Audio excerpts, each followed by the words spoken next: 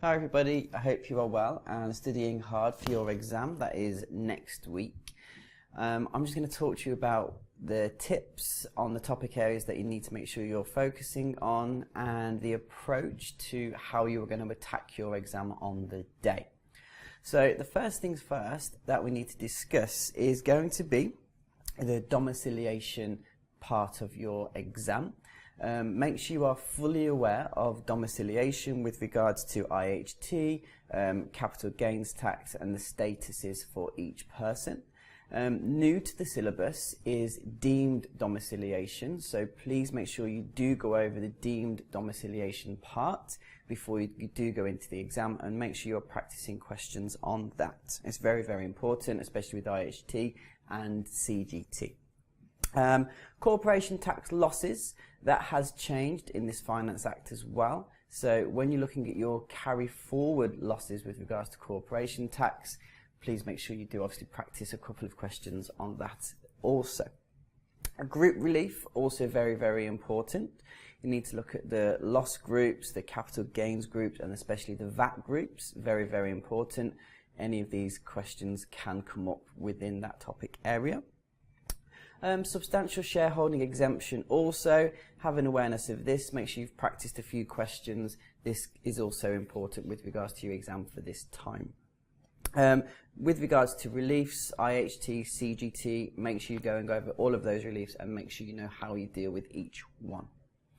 That's the important topic areas. Obviously make sure you do go over those and make sure you are very familiar before you do go into the exam.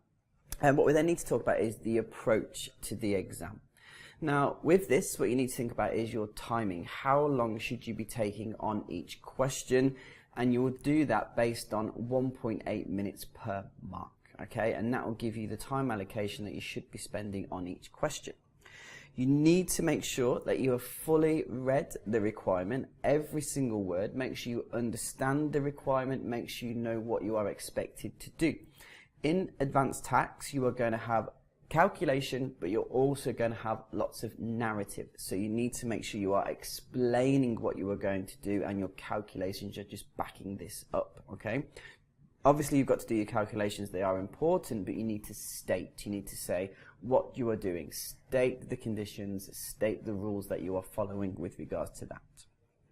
What you also need to make sure you are doing in the exam is looking at if they give you any guidance in the question, yeah? How are you going to approach this? They might potentially say the best way to do that in the question.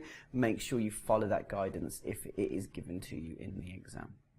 Last thing you need to think about is your professional marks. Yeah, your professional marks are going to be available in the exam. You cannot afford to lose those professional marks. They are easy marks that you can get and will help you get that pass. So professional marks, please make sure you do look at those throughout the exam. Last thing I would like to say is good luck. You've got plenty of time still now to study, practice lots of questions, and you'll be fine on the day. Thank you.